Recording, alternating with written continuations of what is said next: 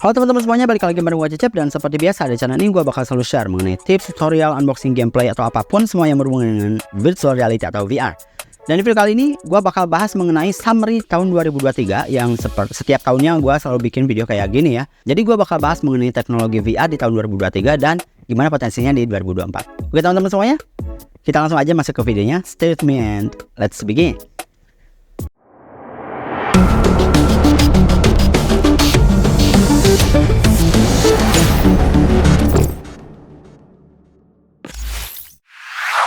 Seperti biasa teman-teman, gue di awal tahun selalu ngebahas tentang semacam summary gitu ya, atau rangkuman dari momen-momen dan juga highlight mengenai VR di tahun sebelumnya. Jadi di video ini kita bakal obrolin mengenai berbagai momen-momen VR di tahun 2023. Tapi sebelumnya sorry telat banget ya guys, harusnya gue bikin video ini di awal bulan Januari ya. Tapi ini udah tanggal berapa guys? Video ini gue buat di pertengahan bulan Januari. Gak apa-apa ya guys, mudah-mudahan aroma kembang api tahun barunya masih kecium ya sampai sekarang. Kali ini kita nggak bakal bahas terlalu banyak tentang metaverse ya guys ya. Jadi karena mungkin teman-teman bakal bosan gitu ya, gue selalu bahas tentang metaverse setiap tahunnya. Jadi gue bakal fokusin pembahasan ke salah satu topik yang paling hot di tahun 2023, yaitu adalah tentang launchingnya VR headset terbaru dari Meta, yaitu adalah Meta Quest 3 guys. Yap, ini adalah headset VR terbaru dari Meta yang di saat sebelum rilis tuh banyak ditunggu-tunggu oleh penggemar VR guys. Termasuk channel ini ya. Gue sangat nunggu-nunggu banget waktu itu. Nah, gue juga pernah bahas mengenai beritanya tentang Meta Quest 3 sampai akhirnya gue bikin unboxingnya guys ya. Gue beli Meta Quest 3 dan teman-teman bisa lihat unboxingnya di sini guys ya. Jadi Meta Quest 3 ini dirilis pada tanggal 10 Oktober 2023 kemarin guys. Dan langsung jadi bahan pembicaraan karena fitur-fiturnya yang canggih. Nah, si Quest 3 ini adalah penerus dari Quest 2 teman-teman ya, buat yang belum tahu. Dan yang menarik adalah headset ini punya banyak upgrade hardware yang signifikan banget. Jadi dari desain kita bisa lihat Meta Quest 3 ini punya bentuk yang lebih ramping, lensa yang lebih canggih, tambahan sensor, dan juga kamera pass-through yang berwarna guys. Nggak kayak Oculus Quest atau Meta Quest 2 di mana pass-through-nya itu masih buluk alias hitam putih dan juga low resolution. Nah, ini semua jelas menunjukkan bahwa Meta nggak main-main dalam upgrading teknologi VR mereka guys. Nah, ketika kita ngomongin Quest 3, pasti nggak luput dari pembahasan apa yang disebut dengan mixed reality. Dan di video kali ini gue juga bakal bahas mengenai mixed reality ya.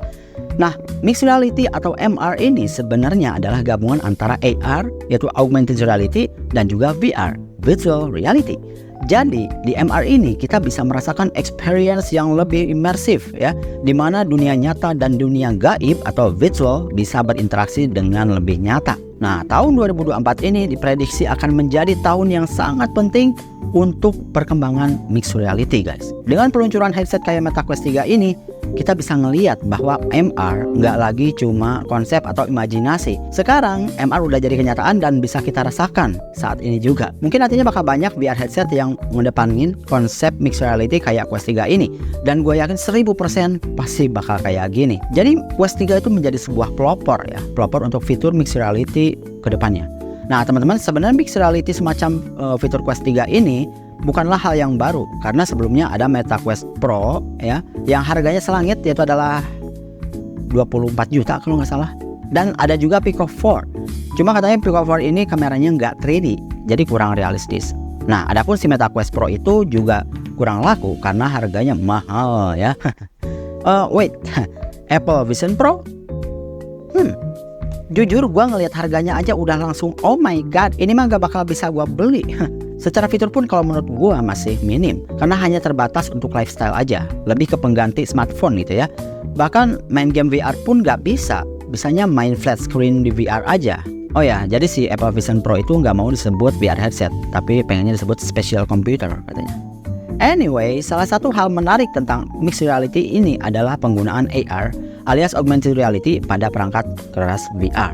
Jadi bukan hanya tentang bermain game atau menonton video di dunia virtual aja, tapi MR ini membuka kemungkinan untuk berinteraksi dengan dunia nyata lewat teknologi VR guys.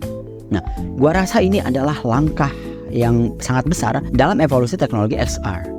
XR itu extended reality ya. Jadi semua yang berhubungan dengan VR, AR semua itu XR. Nah, kita juga lihat banyak inovasi di bidang gaming dan desain pengalaman pengguna. Game-game kayak Demeo, Special Ops, dan sebagainya udah mulai menggunakan MR itu untuk memberikan pengalaman atau experience yang lebih seru dan nyata gitu ya. Gue udah coba mainin beberapa game mixed reality di Meta Quest 3 dan memang benar-benar gak ada obat guys ya. Nah sebenarnya juga pengen ngebahas mengenai potensi MR ke depannya gitu. Misalnya untuk pendidikan, produktivitas, bisnis dan sebagainya. Tapi kayaknya gak bakal cukup waktunya di video ini karena panjang banget nanti kalau gue bahas. Gak cukup 1 jam 2 jam ya. Jadi mungkin nanti gue bakal bahas di video lainnya ya. Satu persatu gue bakal bahas mengenai mixed reality ini. Nah sekarang kita bakal ngomongin tentang Meta Horizon Worlds, atau dulu namanya adalah Facebook Horizon. Facebook Horizon, Meta Horizon Worlds. Di setiap tahunnya ya, gue pasti bahas mengenai Meta Horizon Worlds.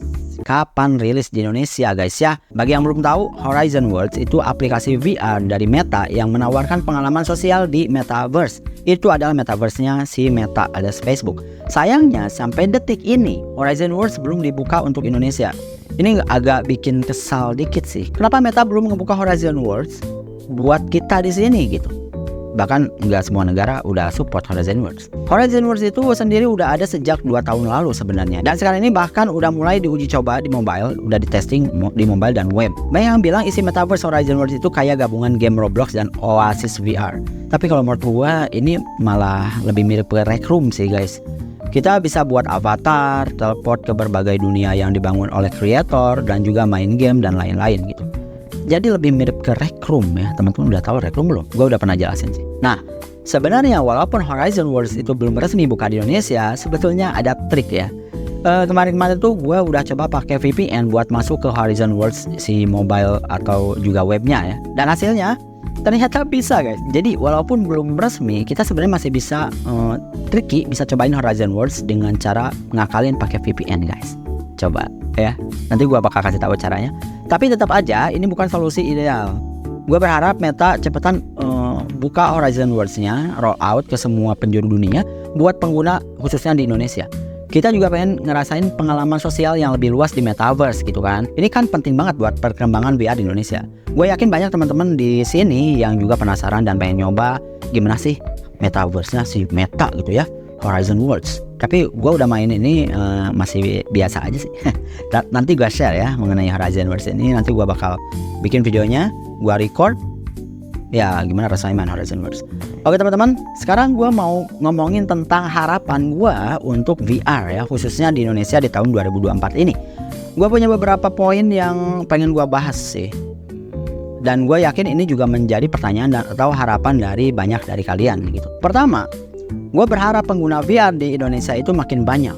Ini penting banget karena dengan semakin banyaknya pengguna atau user dari VR itu akan semakin banyak konten lokal yang berkembang dan juga pastinya akan lebih memajukan ekosistem VR di tanah air guys ya. Selain itu ya kalian gak mau kan setiap main VR ketemunya sama orang luar mulu ya. Mending kalau bisa bahasa Inggris. Ini kalau nggak bisa bahasa Inggris, ini pada kemana sih orang Indonesia gitu kan. Gua bingung nih mau ngobrol sama siapa nih, nggak bisa bahasa Inggris. Kedua, sampai sekarang ini belum ada distributor resmi Meta di Indonesia. Nah ini agak sedikit mengkhawatirkan ya.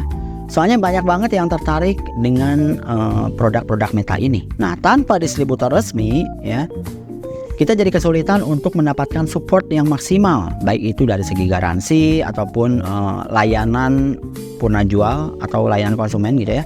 Jadi selama ini kita beli ke orang yang beli impor aja di marketplace ya, marketplace hijau, orange dan sebagainya. Jadi kita beli ke orang yang dia impor secara retail. Nah yang ketiga, pertanyaan besar yang sering muncul ya, apakah Indonesia benar-benar didukung VR sepenuhnya nggak sih? Ini bukan soal infrastruktur ya, tapi juga soal gimana pemerintah dan industri lokal mulai melirik teknologi VR itu sebagai peluang gitu, bukan hanya sebagai tren semata. Nah kita kan bakal masuk di area baru pemerintahan ya, pemilihan presiden segala macam. Mudah-mudahan pemerintahan kedepannya bisa lebih melek teknologi lagi gitu ya, sehingga VR ini jadi lebih dilirik lagi. Mudah-mudahan setiap orang dapat VR gratis dari pemerintah. Oh my god, itu kayaknya nggak mungkin ya. Tapi just kidding, tapi serius ya, amin aja lah, amin. Kampanye gue. Oke, keempat, gue pengen tahu seberapa tren VR di Indonesia guys. Ini bisa dilihat dari banyaknya komunitas VR yang bermunculan, events, VR events atau event-event acara-acara di VR, dan juga peminat VR yang terus bertambah. Kita butuh lebih banyak awareness tentang VR agar masyarakat bisa lebih ngelihat potensi besar VR ke depannya gitu ya. Potensi besar si teknologi VR ini ke depannya bisa diterapkan dalam hal bidang apapun, segala bidang. Dan yang terakhir, alhamdulillah semakin kesini VR semakin murah guys ya. Ya, beda lah sama VR zaman dulu ya. Ini bagus banget karena dengan harganya yang semakin terjangkau, makin banyak orang yang bisa mencoba dan menikmati experience di VR. Nah, harapan gue dengan harganya yang semakin murah, VR ini bakal menjadi bagian dari gaya hidup digital atau digital lifestyle masyarakat Indonesia. Ya, itulah mungkin beberapa harapan gue tentang virtual reality di Indonesia di tahun 2024 ini. Nah, gue yakin dengan semakin berkembangnya teknologi dan keadaan masyarakat saat ini, VR akan menjadi bagian penting dari kehidupan kita, terutama di Indonesia ya. Dan teman-teman, kira-kira apa harapan kalian untuk VR di Indonesia? Nanti share aja di kolom komentar ya. Kalau dari teman-teman ada tambahan atau misalnya ada ide mengenai virtual reality kira-kira di Indonesia harus gimana sih gitu, langsung share aja di kolom komentar ya.